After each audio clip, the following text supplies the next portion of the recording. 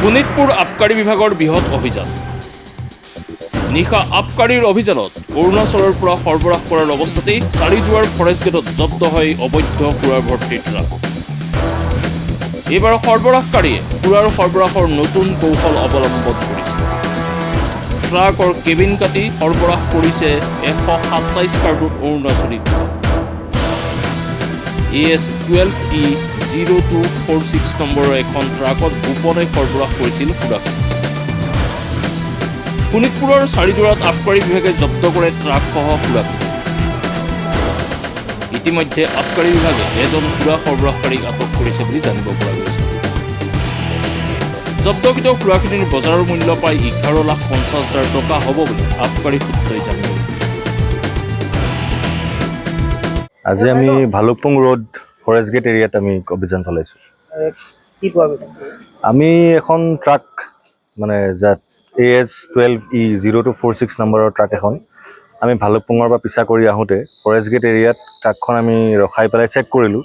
তাতে মানে গোপন চেম্বাৰ বনাই পেলাই ভিতৰত লুকুৱাই আমি 127 কেছ IMFL পাবলৈ সক্ষম হৈছোঁ। কাৰোবাক আটক কৰা হৈছে নেকি? আমি বৰ্তমান কাকো আটক কৰা নাই। আমি বৰ্তমান ইনভেষ্টিগেশ্যন চলাই আছোঁ।